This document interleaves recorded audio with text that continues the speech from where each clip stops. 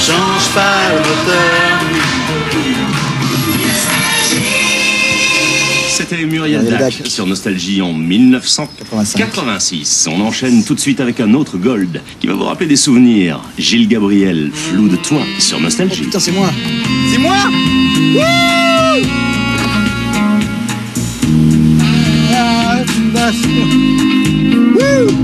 Travelling avant sur nos 10 ans, comme deux amants, comme deux aimants. J'étais le moins, t'étais le plus. Faut que je fasse le point, je suis plus focus. Tony. Ouais. T'as vu ça? Il se passe la même chose dans le film. Ah, t'inquiète, c'est de la merde ce film. J'ai l'impression qu'il y a quelque chose d'important. C'est quand t'as dit il est 9h, c'est ça? C'est ça qui est important? C'est vrai, remarque, 9h c'est assez important comme horaire parce que c'est l'heure d'aller dormir. Remarque, une fois, je me souviens, il était couché vers minuit 10. Pourtant, moi j'étais fatigué après.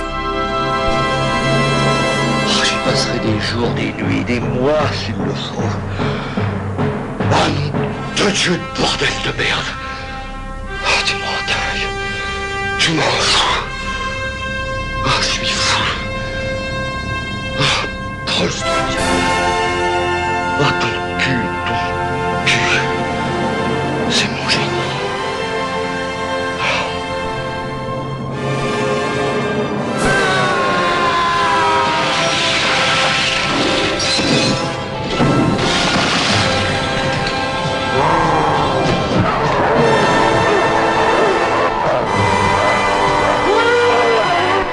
Bonjour et bienvenue, vous écoutez Le Cinéma est mort, l'émission nécrophile de Canal B avec bien sûr le Docteur Moreau. Bonjour Antonin. Salut les kids. Une émission enregistrée dans les nouveaux studios de Canal B. Quartier Alphonse Guérin à Rennes. Exactement. Ce qui fait de cette émission une émission un peu expérimentale par ses conditions d'enregistrement, ce qui ne nous empêchera pas de parler de l'actualité. Et notamment, on démarrera avec une bonne mise en bouche pour se faire à ces nouveaux studios en parlant d'un film pas très important, le Black Claude Lanzmann. Très bien, merci Antonin de l'avoir fait à ma place. De Spike Lee, un succès dans les salles, et puis surtout les deux gros morceaux de cette émission, ça sera le Guy de Alex Lutz. C'est bien ça, hein, ouais, c'est bien ça. Qui pour le coup t'a plu.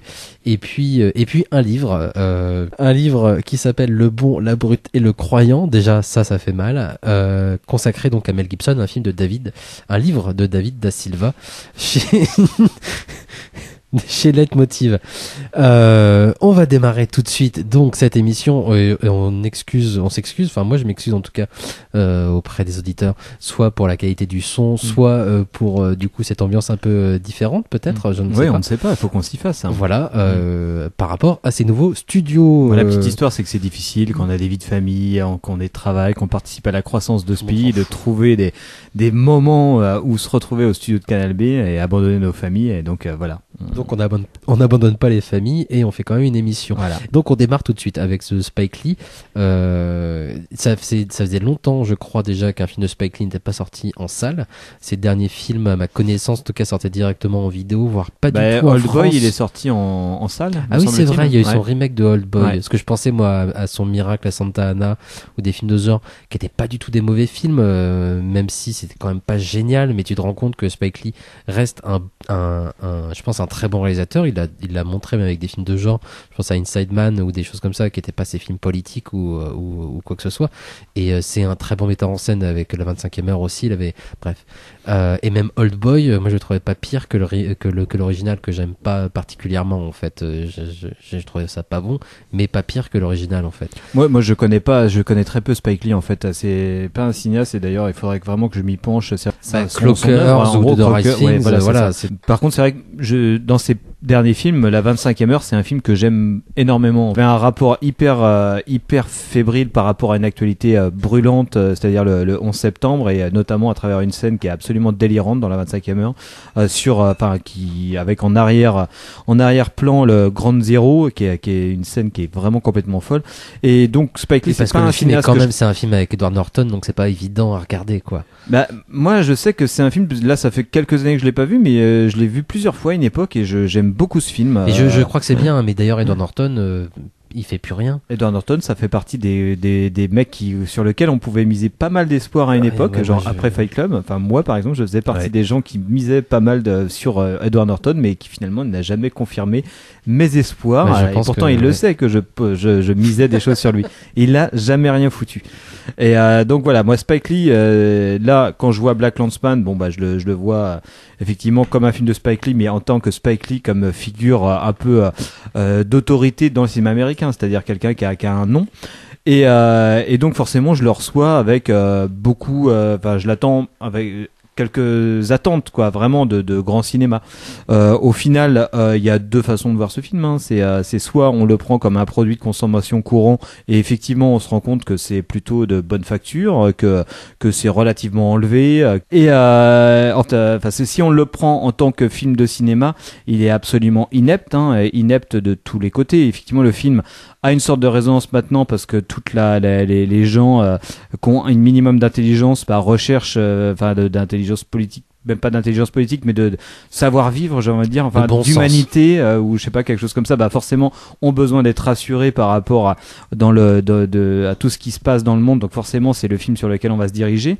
Un film qui nous dit que oui, être raciste c'est mal, et que les nazis sont assez proches des portes du pouvoir, voire ont passé carrément les portes.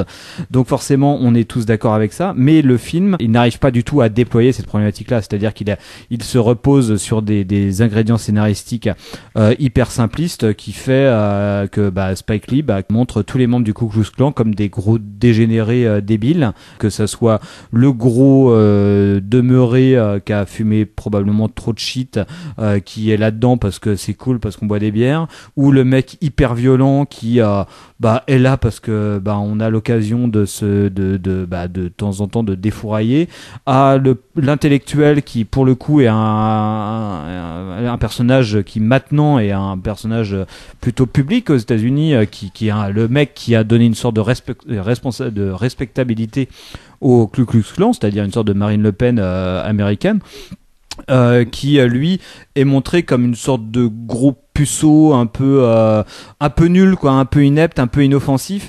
Donc du coup, on voit très bien de quel côté est le réalisateur, et qui à aucun moment il va questionner ce qui est le fondement de sa problématique, c'est-à-dire comment dans un pays à un temps donné des idées fascistes et hyper racistes peuvent éclore chez tout le monde, et à aucun moment le film n'arrive à travailler de façon un peu dialectique cette donnée-là. Là, on a d'un coup les bons, les flics, le flic noir, le flic juif, le flic blanc wasp, mais un peu cool parce que de gauche, et les méchants mecs de droite qui sont tous débiles. Donc effectivement, c'est relativement bien mené, c'est enlevé, mais le film est inepte. Ça me fait penser à deux choses. Le premier film, je l'ai pas vu depuis très très longtemps.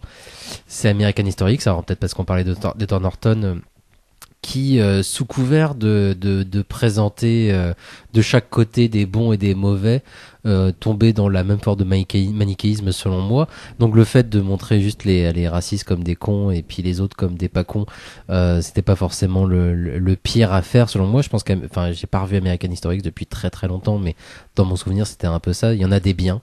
De chaque côté, il y en a des biens, et ça revenait à peu près au même, je pense, que ce que fait Spike Lee avec ça. Et le deuxième, alors c'est peut-être un peu plus tiré par les cheveux encore, un peu plus compliqué peut-être en tout cas, c'était le dernier Biglow, en fait, le Détroit, où là pour le coup c'est pareil, tout le racisme de la société était incarné par un ou deux personnages en fait, et on calait ça là-dedans, quoi, et c'était déjà extrêmement dommage d'un point de vue intellectuel, je trouve, de pas offrir de complexité en fait aux personnages, quels qu'ils soient d'ailleurs, hein. C'est-à-dire que les bons sont bons, les méchants sont méchants, et puis alors que le cinéma d'horreur par exemple, ou n'importe quel cinéma a été capable quand même de montrer justement des différentes facettes d'un monstre, ce qui est toujours intéressant. On peut considérer le raciste comme un monstre, en tout cas d'un point de vue cinématographique, et lui offrir une vraie complexité. Donc je trouve ça extrêmement dommage, surtout de la part d'un type comme Spike Lee en fait, de se faire bouffer par ce qui peut paraître comme du bon sens, hein, évidemment, à savoir, bah oui, t'es raciste, donc t'es méchant, entre guillemets, voilà, c'est juste de la conviction, mais de pas offrir de complexité à aucun des personnages. Enfin, c'est extrêmement dommage. Là, on touche, je pense, de toute façon, à une sorte moi, ce qui me paraît hyper important quand on parle de cinéma et de n'importe quelle œuvre narrative, de toute façon, c'est que c'est la fameuse phrase de Jean Renoir, c'est que chacun a ses raisons. Effectivement, c'est très important de le garder en tête encore aujourd'hui. De détester tous les racismes, mais si tu fais une œuvre d'art, de toute façon, il faut essayer de comprendre son personnage.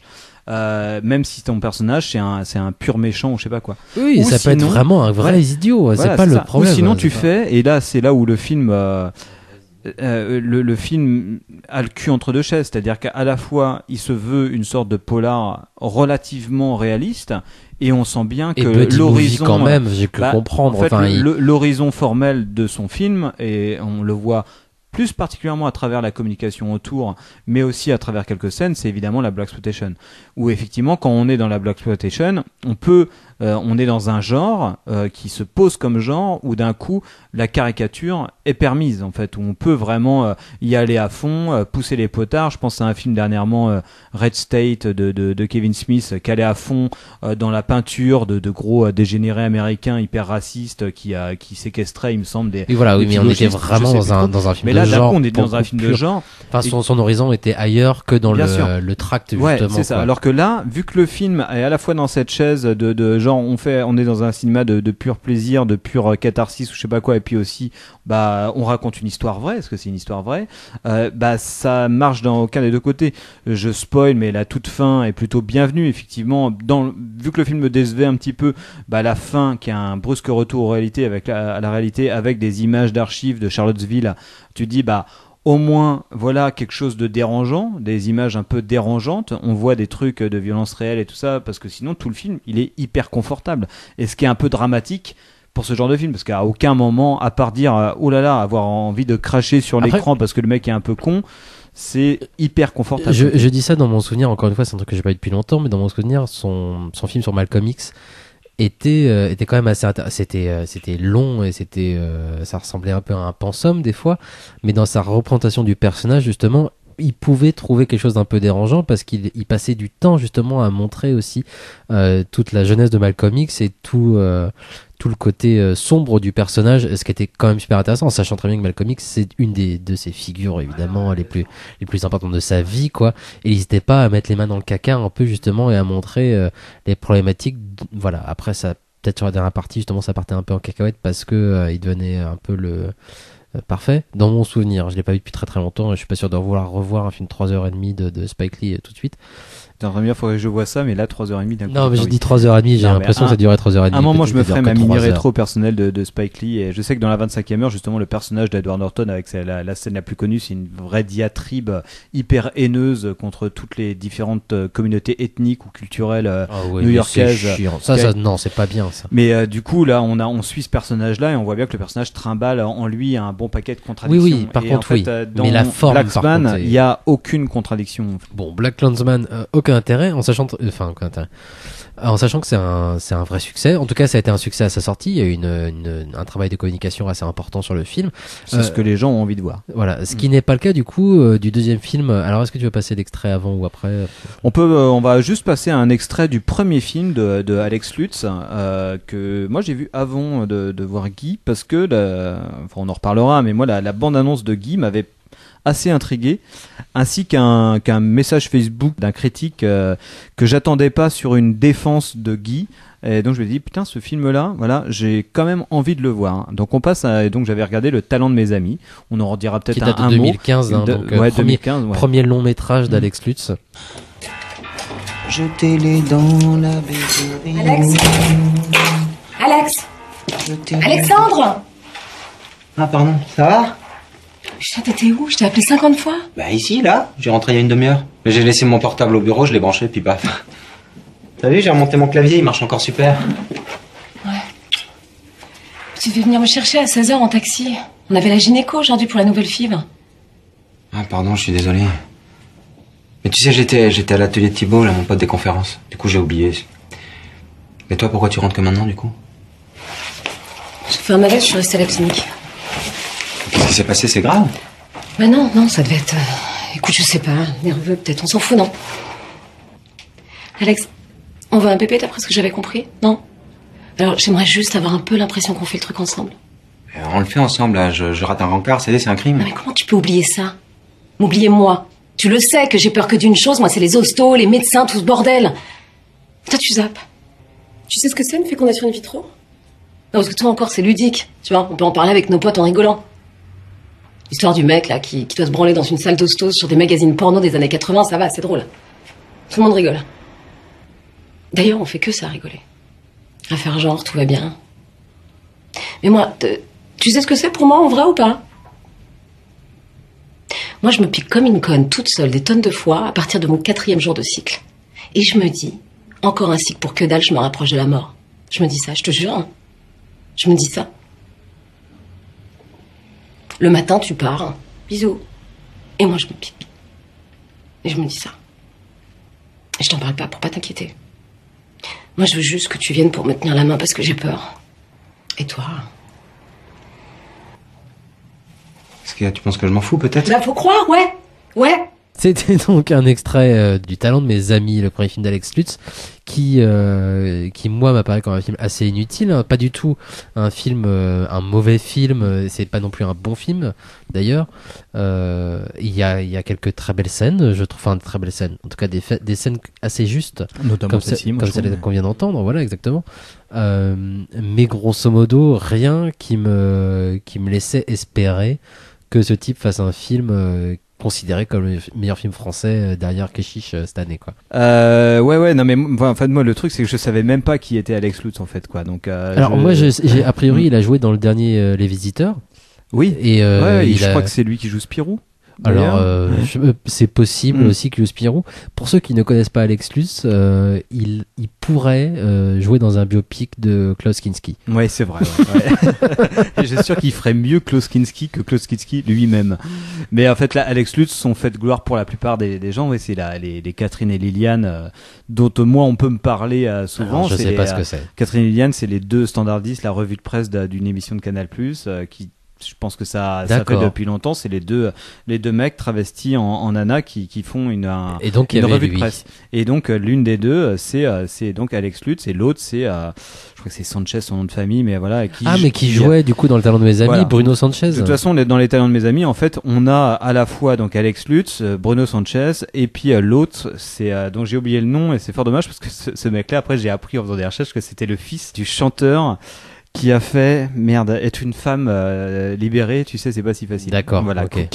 Cookie quelque chose, Cookie Diggler. Et donc c'est lui, on s'en fout. Non mais en fait, c'est ça n'a aucun intérêt. Mais en fait, parce que lui, c'est le metteur en scène des one man show d'Alex Lutz, donc c'est vraiment un trio d'écrivains et voilà, en sachant qu'Alex Lutz est donc ce transformiste complètement. Et donc on les retrouve dans Guy. On les retrouve les trois dans Guy parce que donc pour ceux qui ne seraient pas au courant, qui n'auraient pas vu l'abondance, Guy, c'est un film un peu spécial qui se présente comme un je sais pas si c'est un found footage ou un mockumentary, une sorte de faux documentaire, de faux documentaire sur une fausse star qui pourrait s'inspirer de Claude François, de Michel Sardou, de Herbert Léonard, de toutes ce qu'on peut imaginer, ce que serait une grande star de la chanson française. Il y aurait en particulier dans ce cas-là une star de la chanson française qui serait plutôt maintenant en phase un peu terminale, c'est-à-dire quelqu'un qui serait passé comme toutes les stars de l'Olympia aux villes de grande solitude. C'est un peu ça. Et donc ce documentaire, donc ça c'est dit dans l'abondance aussi, et puis le film s'ouvre là-dessus, un documentaire dont l'auteur serait donc incarné par le Tom Diggler, qui aurait appris à la mort de sa mère par un petit mot en fouillant dans ses affaires que son père qu'il n'a jamais connu serait en fait lui. Donc lui qui est journaliste se dit voilà, je vais aller à la rencontre de ce mec-là et je vais lui proposer de faire un tournage, un portrait sur lui. Donc le film se présente et donc on est clairement dans cette sorte d'esthétique qui rappelle à la fois Spinal Tap quelque part et aussi toute cette vogue de found footage, parce qu'on est à la fois dans un documentaire réel mais presque un documentaire non déroché quelque part, où on est dans un truc de direct où on sent qu'il y a des scènes où on n'est pas dans le documentaire brut comme Spinal Tap qui pourrait être un documentaire construit toute pièce. À un moment on voit qu'il y a des rushs quoi, comme dans Cloverfield par exemple, et qui est centré sur ce personnage de Guy. Alors moi c'est un choc en fait ce film. Après je ne l'ai vu qu'une fois mais c'est un film qui m'a intrigué à sa bande-annonce, que je me suis dit putain, ce film, je vois très bien dans quel territoire il est. On sait que dans le cinéma français en ce moment, il y a une vraie appétence pour ces figures-là. On a une vraie vogue du biopic sur toute cette culture populaire-là. On a eu Gainsbourg, on a eu Piaf, on a eu Dalida. Ça date déjà. Ça date déjà, mais on a ce truc-là dans le cinéma français. Qui est une vraie exploration, une exploration, un retour de la culture populaire, en tout cas, de la culture populaire, qui a tendance presque à disparaître avec la nouvelle génération. Donc il y a aussi une tendance à continuer à essayer de faire vivre cette marchandise, parce qu'il y a quand même une marchandise. Quand on parle de Piaf ou de Gainsbourg, je pense que on est là dans le cinéma français, dans le cas du cinéma français, on est exactement dans une même problématique commerciale que dans le cinéma américain. Pas pour Guy, mais pour ses autres films, c'est de vendre à un public quelque chose qu'il connaît déjà, qu'il va aller voir parce qu'il connaît déjà le produit, tout comme maintenant on produit Ant-Man. Non, mais comme n'importe quel film de genre, c'est comme n'importe quel bien sûr. genre on est dans un cinéma, truc d'exploitation. On connaît les codes, et là en plus on connaît les chansons. Et je pense qu'aussi, on a un truc en France, forcément, dans une société qui change beaucoup, qui peut-être qui s'interroge sur ces changements-là, de refouiller dans le passé, dans ce qui est des grandes figures populaires qui sont supposées un peu mythologiquement être un dénominateur commun d'une société en son entier, quoi. En fait, si on fait Claude François, si on fait Gainsbourg, c'est des figures, Coluche, c'est des gens qui à un moment ont représenté la France dans une unité, et je pense qu'on peut rapprocher ça tout à fait de toute une vogue de comédie de la réconciliation et compagnie, de la Bienvenue chez les Ch'tis qui essaie de réconcilier le Nord et le Sud, Intouchables, les riches et les pauvres, de vouloir recréer de la mythologie française à l'heure où on est plutôt dans une phase d'atomisation, d'individualisation à l'extrême, de ghettoisation, de goût, où de marvelisation aussi, chacun a ses goûts et puis dans sa propre chapelle, et on peine à trouver un truc hyper fédérateur qui parle à tout le monde. Oui, tout le monde est expert dans une niche. C'est un peu ça. Donc là, forcément, d'avoir une sorte de retour vers ça, il y a enfin moi, ça n'a pas forcément quelque chose à voir avec Guy, même si ça a y à voir, mais je sais que Guy, en termes industriels, quand je vois apparaître cette bande-annonce-là d'un mec que je sais même pas qui c'est, après je découvert en faisant des recherches, je me dis bah oui, c'est le mec qui joue dans SS 117. Pour moi, c'était ça. Il joue le fils nazi, c'est lui, quoi. Mais pour moi, c'est lui, quoi. C'est tout. Et je disais, voilà, mais qu'est-ce que c'est ce truc? Je vois le truc. Mon père est un salaud. Mais la bande-annonce m'interroge complètement. Je me dis, mais qu'est-ce que c'est que ce truc? C'est hyper étrange. Au-delà du fait simple et net, ce que je viens de dire, c'est que voilà, on a un mec de 40 ans dont on sait je vois sa tête, et là, il joue un mec de 70 ans. Que tu dis, effectivement, il y a un degré d'interprétation, enfin une technicité d'interprétation qui est juste délirante et qui se voit dès la bande-annonce. On se dit, le mec, il est dingue. Enfin, il y a une technicité de fou. Et en même temps, je ne me dis pas, en voyant la bande-annonce, comme je me dis quand je vois Marion Cotillard faire Piaf, je dis, oh là là là là, c'est horrible, ce truc de mimétisme total. Et ça va chercher le César. Alors que pourtant, dans Guy, on voit très bien les références. On pense sans arrêt à des Claude François, on pense sans arrêt à des vieilles gloires qu'on peut voir vieillissantes et tout ça. On pense sans arrêt à ça, mais à aucun moment je me dis, oh putain, la performance, on ne voit que ça, c'est trop chiant, on dirait du sport et non pas de l'actorat. Dans la bande-annonce, je me dis ça. Déjà, je me dis suffisamment ça pour que ça m'intrigue et que je me dis, je vais aller voir le film. Et puis effectivement, le film sort, tu vois qui a plutôt bonne presse quand même voire très très bonne presse. Et sur des critiques qu'on n'attend pas forcément. Et sur des gens qui vont, je pense à Charles Tesson par exemple, qui va se mettre à défendre le film. C'est pas en général là-dessus que j'attends Charles Tesson. Bien sûr, le Charles Tesson qui est donc le sélectionneur, enfin ancien critique au Cahiers du cinéma, très très bon critique et sélectionneur à la semaine de la critique. Guy d'ailleurs faisait la clôture de la semaine de la critique. Donc le film a le cul entre deux chaises économiquement, parce que forcément quand t'es dans un film qui traite de cette figure-là du chanteur populaire, tu l'attends pas forcément à la semaine de la critique. Mais et puis d'ailleurs aussi ça peut correspondre à un autre courant. Qui serait, on pense aussi à Quand j'étais chanteur de Giannoli, enfin tout un portrait, parce que là je parlais de tous ces biopics qui sont en général des biopics assez laudatifs un peu sur toutes ces figures-là, voilà. Comme tu disais, il faut garder quand même le socle commun justement, il faut le mythe. Et il y a quand même une sorte de quelques films en fait qui travaillent aussi ce truc de la ringardise de ces chanteurs là quoi. Alors je pense effectivement à Quand j'étais chanteur qui justement commence avec le portrait d'un chanteur dont on nous montre un petit peu le côté un peu minable pour finalement qu'on voit un peu la sincérité de Depardieu et qu'on tombe un petit peu qu'on adhère un peu au personnage, mais à des films comme La personne de deux personnes et aussi il y en a un autre qui va m'échapper mais Calvaire. En fait, je pense. En plus, je l'avais noté dans la sorte de petite filmographie que je m'étais fait imaginaire dans la tête. Mais je me dis, voilà. En fait, ces mecs-là, moi, je sais que ça me parle énormément parce que je suis issu d'une famille de gauchistes et moi, la variété française, j'ai appris très tôt à la détester, quoi. Et où j'ai été élevé dans l'idée qu'il fallait absolument détester ça. Ce qui fait que moi, après, de l'éducation Canal B. Moi, ma rébellion, ça n'a pas été d'écouter Nirvana, c'était d'écouter Daniel Guichard. C'était ça, c'était c'était dire tout haut ce que tous les gens pensaient tout bas.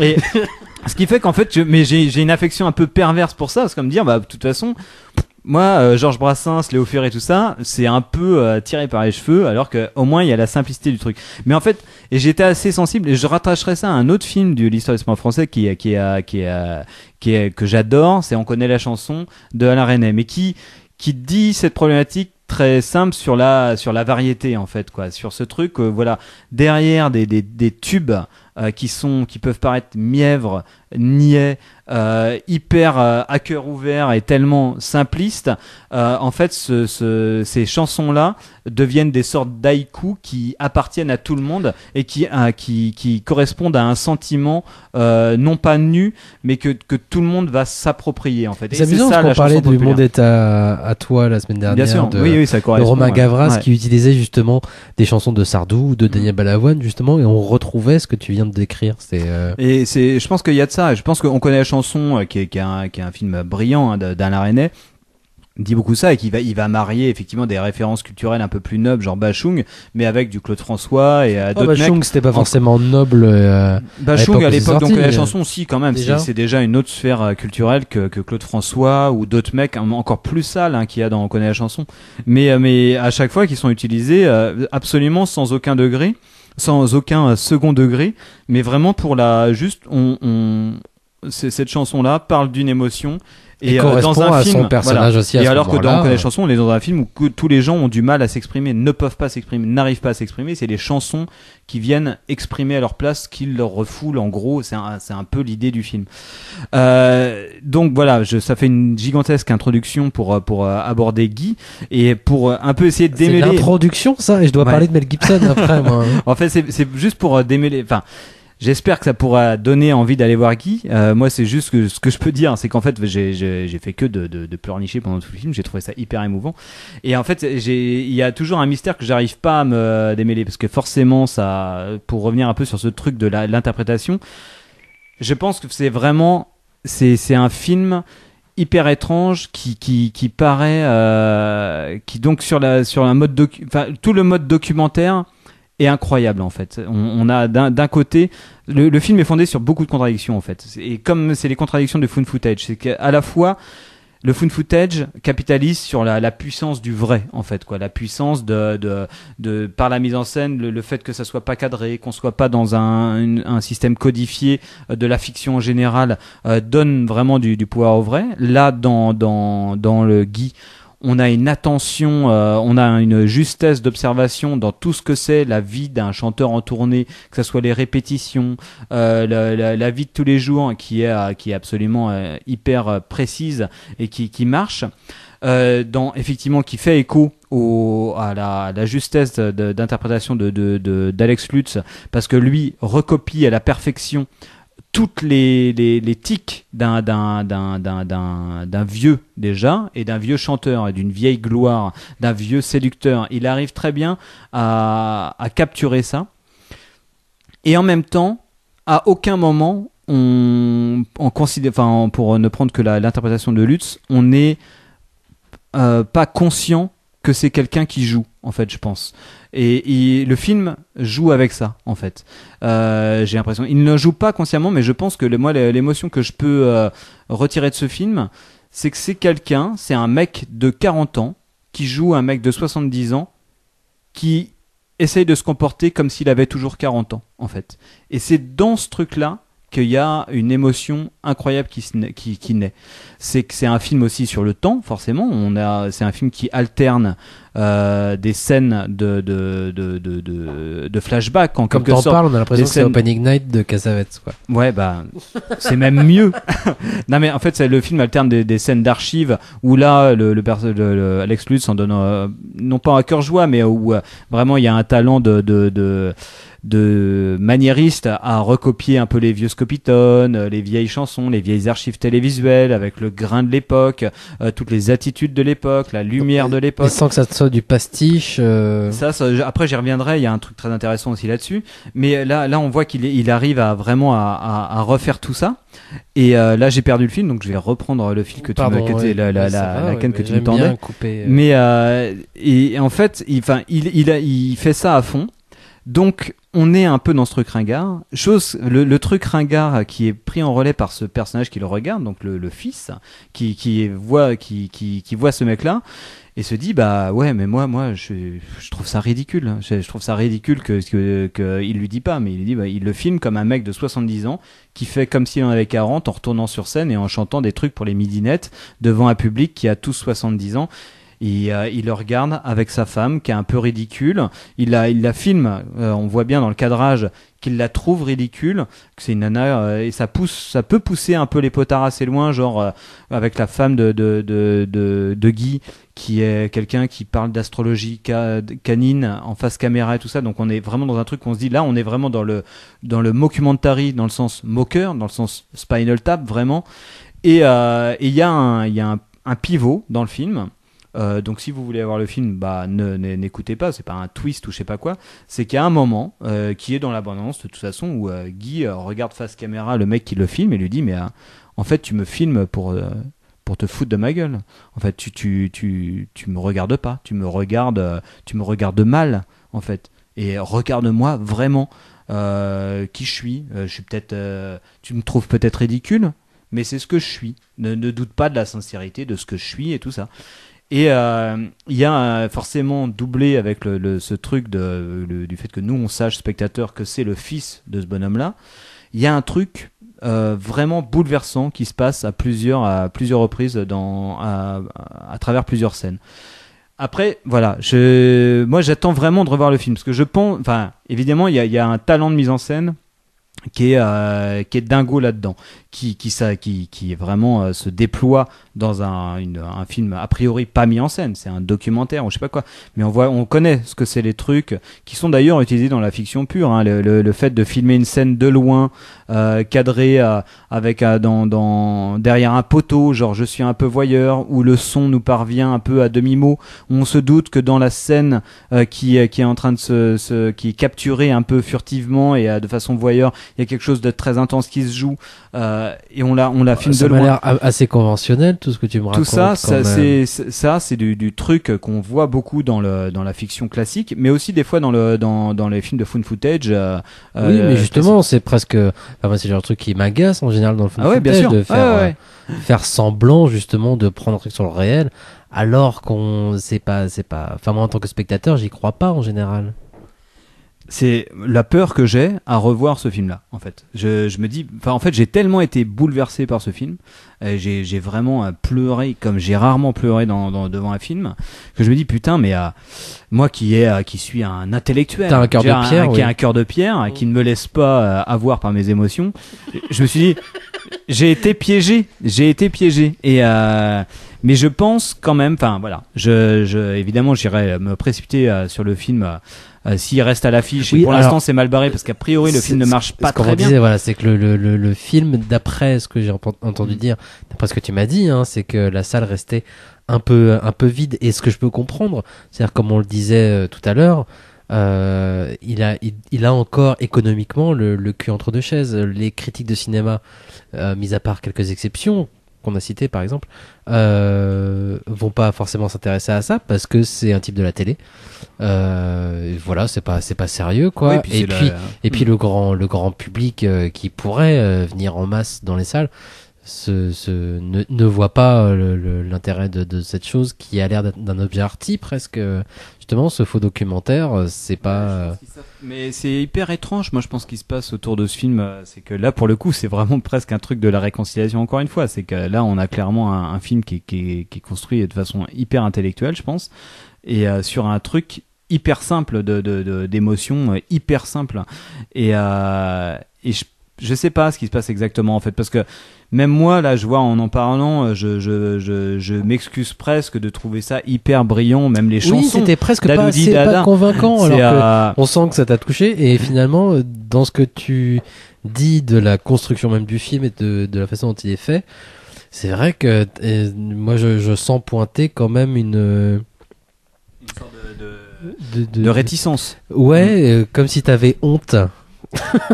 J'ai honte de pleurer de façon générale parce que je suis un homme. Oui, je sais, non, mais que t'avais honte même d'aimer le film, pas de pleurer.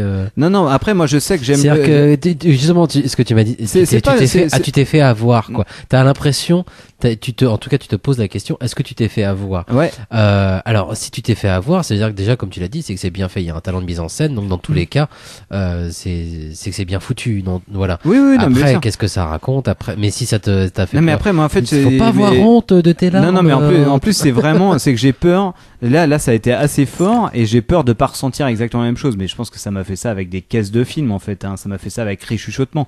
Tu vois, c'est de me dire, j'ai peur de le revoir parce que ça va peut-être pas marcher pareil. Et effectivement, quand je l'ai revu, ça a pas fait pareil, tu vois. Ah oui. Et mais c'est là, ce film-là. Forcément, vu la nature même du film, c'est quand même un film qui célèbre des choses de la vie toutes simples en fait quoi. C'est on va passer à Mel Gibson avant que tu racontes des choses que tu vas regretter. une sorte de nostalgie, de trajet passé présent qui sont. En fait, il parle d'émotions aussi simples que celles qu'on voit dans certaines chansons populaires, mais des trucs qui sont des clichés, mais qui sont des vérités aussi. Et qui il le fait, il le déploie. François, Antonin. Il le déploie de façon assez il est temps de passer à magistrale. Mel Gibson. Voilà. Allez voir ce film. Tu cites Claude François, il est temps de passer à Mel Gibson. J'ai pas cité Claude François quand même. Ah bah les chansons populaires. C'est Claude François. Ça s'en va et ça revient. Voilà. Guy d'Alex Lutz, toujours au cinéma, pas pour longtemps. Tout de suite un extrait de Hacksaw Ridge de Mel Gibson, et puis juste après nous parlerons de ce livre de David Da Silva sorti chez Leitmotiv. My daddy used to beat me and my brother just because the sun rose and then whip us just because it set. I could take that, but when he would do it to our mama. Get away from me, woman!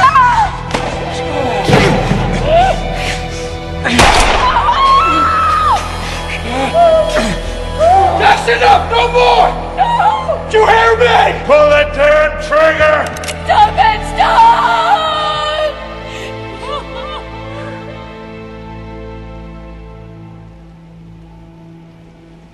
But you didn't kill him. In my heart, I did. C'était donc un extrait de Hacksaw Ridge, le dernier film réalisé par Mel Gibson. On attend avec impatience sa prochaine réalisation. Il a plusieurs projets. Hein. Je fais la petite actu Mel Gibson, hein, j'en profite. Ça faisait longtemps quand même qu'on n'avait pas fait... Un petit point Mel Gibson. Un petit point Mel Gibson. Donc il a plusieurs projets. Hein. On l'a vu faire des repérages dans le nord de l'Europe. Est-ce que c'est pour son film de Viking? On sait pas. Sa suite de La Passion du Christ était quand même bien avancée parce qu'il a fait des repérages aussi en Italie. Alors on sait pas très bien sur quoi il est parti. Il y a un nouveau film chinois qui doit sortir bientôt, qui est produit par Mel Gibson. Il a fait consultant technique sur un film de guerre. Il a signé d'ailleurs pour faire un film. Là, pour le coup, ça va se faire après parce qu'il a signé un nouveau film sur la Seconde Guerre mondiale. Destroyer. Qui se passe donc du coup pour le coup sur un porte-avions américain. Destroyer. Voilà, sur un porte-avions américain. C'est une histoire vraie évidemment, hein, qui s'est fait la plus grosse attaque d'avions kamikazes japonais pendant la Seconde Guerre mondiale. Plein de gens sont morts et ça a été terrible. Il devait faire un moment un truc sur l'Indianapolis, mais bon, ça c'est mal barré a priori. Prochainement, on reparlera bientôt de Mel Gibson, bien évidemment, puisque le nouveau film de Greg Zeller, Dragged Across Concrete, a été présenté là à Venise, hein, et que ça donne terriblement envie. Donc un film sur les brutalités policières par le réalisateur de Brawl in Cell Block 99, dont on avait déjà parlé et qui était merveilleux. On reparlera de Greg Zeller bientôt. On reparlera évidemment de Mel Gibson bientôt. On va parler donc de ce livre sorti chez Leitmotiv.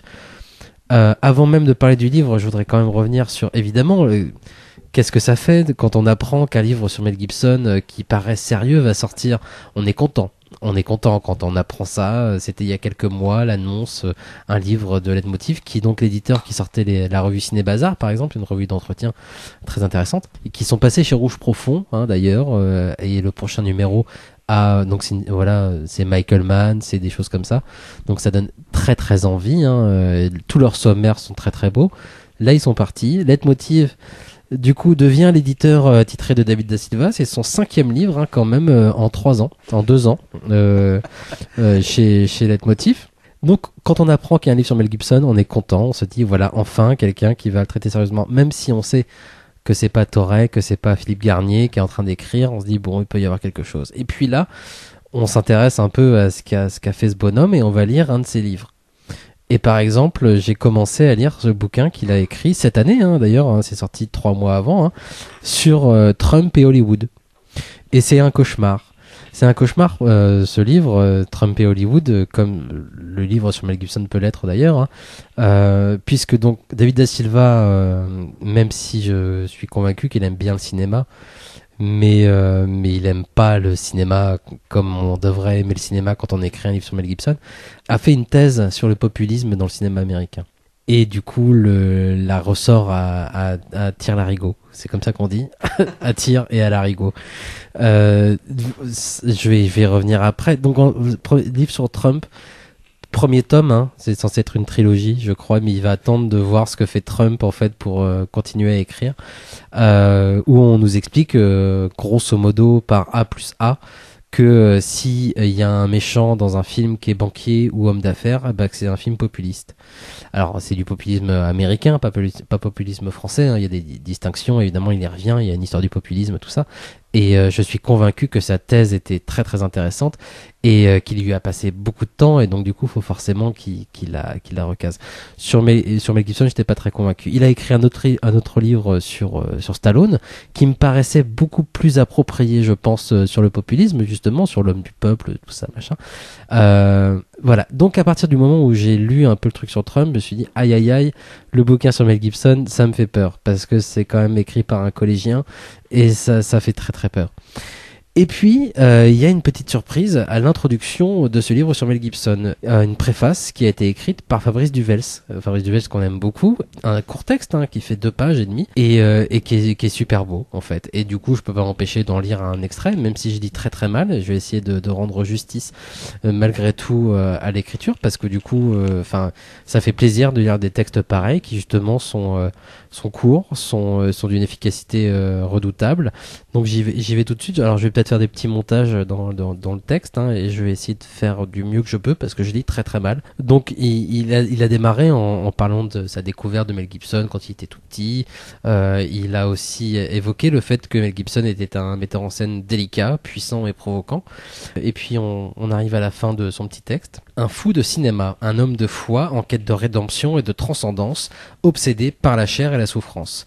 Oui, Mel Gibson est tout ça à la fois, et pas seulement. Il est un artiste traversé de visions furieuses, un poète halluciné, on pense forcément beaucoup à Antonin Artaud, sous l'influence du cinéma furieux de John Milius, de Raoul Walsh et de Samuel Fuller. Un cinéaste qui regarde vers le ciel comme certains grands artistes de la Renaissance semblaient être portés par Dieu quand ils construisaient des cathédrales ou peignaient les voûtes des églises. Un artiste complexe, torturé, profondément religieux et à l'ambition sans égale. Un artiste rare et que je porte au plus haut. Gibson est le cinéaste des chairs martyrisées et de la transcendance, un grand écart qu'il pousse dans ses retranchements dans Apocalypto ou Hacksaw Ridge, son dernier film. Chez lui, la seule issue est de croire passionnément. Mais plus important encore, au-delà des thématiques et du mysticisme qui irrigue son œuvre, Mel Gibson est un formidable cinéaste, un grand raconteur d'histoire et un grand formaliste. Ses films sont uniques, pleins de cinéma, de foi. Ils sont des œuvres à part et des prières ferventes qui traverseront le temps, soyez-en sûrs. N'en déplaise à ses détracteurs. C'est super de démarrer. J'en pleurais presque. C'est très très beau de démarrer un livre comme ça. Déjà, moi je me rappelle que Fabrice Duvels, qui est un cinéaste que j'affectionne particulièrement, je me rappelle que dans un podcast de chez Capture Mag, il avait dit son amour pour Mel Gibson mais en parlant, en le mettant à côté de Lars von Trier, de Renoir, et que ça avait surpris tout le monde, alors que c'est plutôt des fans de Mel Gibson, mais on se disait ah ouais, vous aussi vous aimez lui. Et je sais que je m'étais dit bah ouais, ça y est, ça commence à prendre, il y a des gens qui vont prendre ça au sérieux, et c'est très beau, et tu démarres le bouquin et ça démarre comme ça, et voilà, son texte est très beau et ça correspond particulièrement à ce que je peux penser du cinéma de Mel Gibson en plus, donc ça me lance un petit peu. Et puis on tourne la page et là on tombe sur l'avant-propos de David Da Silva, et je vais juste lire le premier paragraphe de son avant-propos qui donne le ton un peu de l'ouvrage. Mon livre sur Sylvester Stallone, intitulé Sylvester Stallone, héros de la classe ouvrière, a connu un succès public et critique. Point. Il y a une sentence là-dedans qui, je trouve déjà... L'ouvrage venant combler un manque dans la bibliographie française. Point.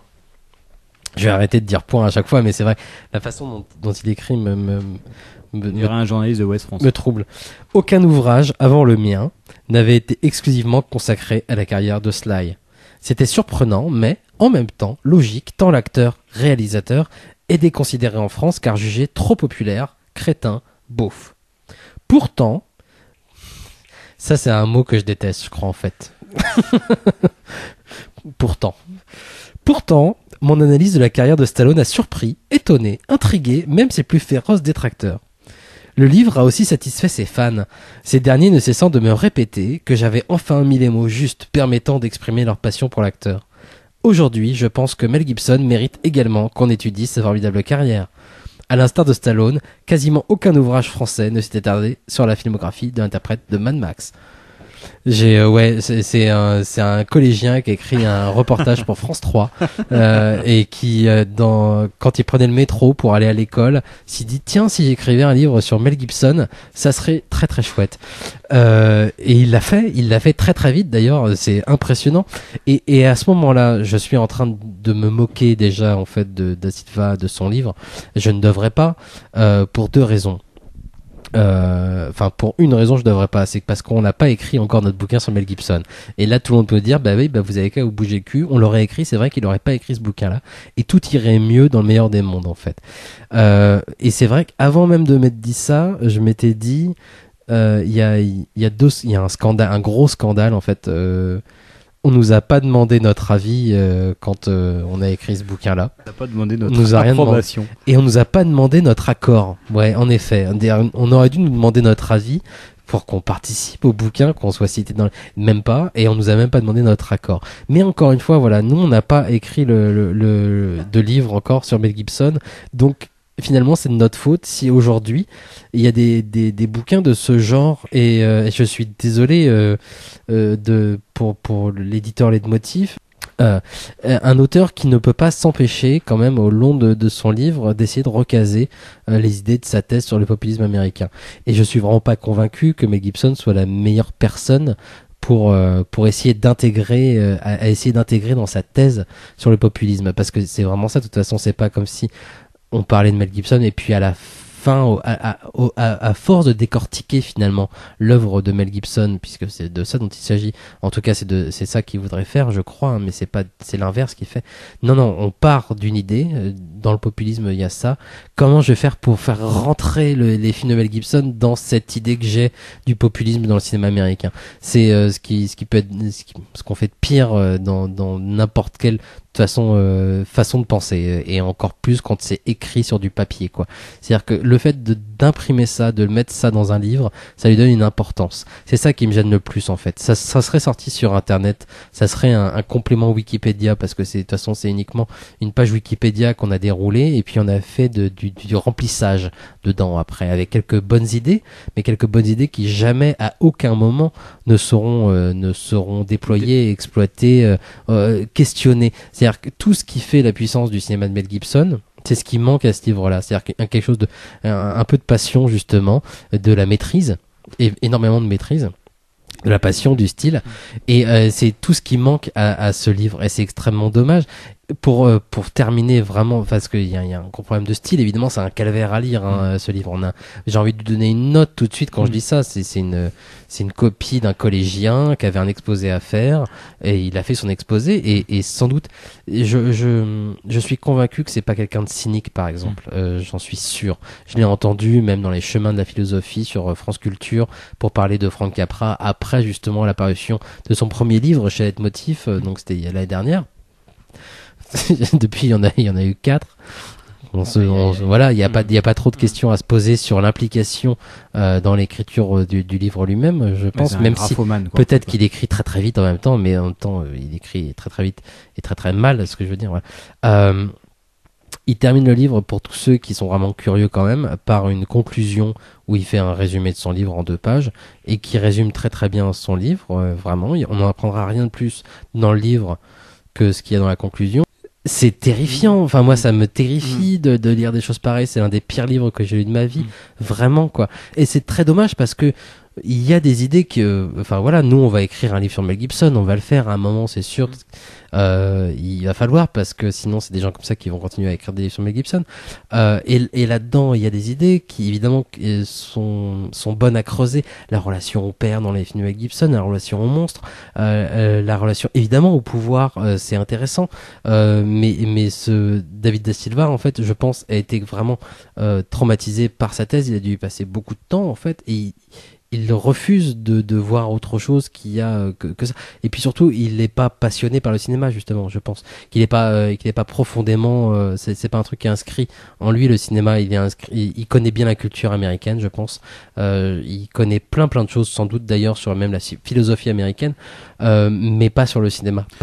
Et c'est le truc, justement, de Mel Gibson, c'est le cinéma, c'est le truc qui vient des tripes, et ça, bien il sûr, mais lui manque. après c'est toujours la question de comment retranscrire ça par l'écrit ou par l'oral d'ailleurs aussi, hein. C'est évidemment ça, effectivement. Moi j'ai pas lu le bouquin, et j'ai lu sous tes indications la conclusion où tu me disais bah ouais, tu vas voir, il y a tout, c'est un récapitulatif de tout ce qu'il raconte dans le bouquin, et effectivement on tombe sur une conclusion très scolaire qui correspond ni plus ni moins à ce qu'on a tous appris en cours, c'est-à-dire quand tu fais une dissertation, tu fais ton introduction qui annonce ce que tu vas dire. Après, tu le dis, soit tu fais une thèse, antithèse, synthèse, ou soit tu développes une idée, et puis en conclusion, tu récapitules de façon résumée, quoi. C'est exactement moi j'ai l'impression que, moi je suis pas un pro de l'écriture, hein, mais j'ai l'impression que j'ai mis des années après très dur d'écrire, à me dépêtrer d'arrêter de faire ce genre de conneries, quoi, en fait.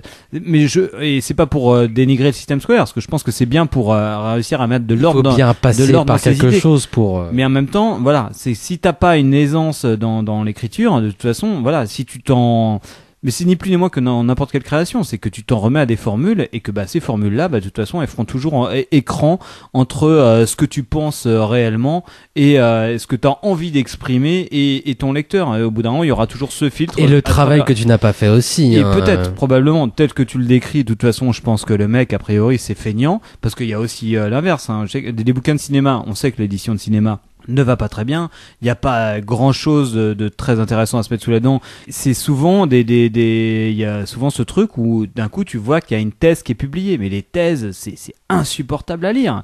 Et là effectivement on est dans un registre un petit peu plus sophistiqué que le fameux thèse, antithèse, synthèse, introduction qui annonce et conclusion qui récapitule.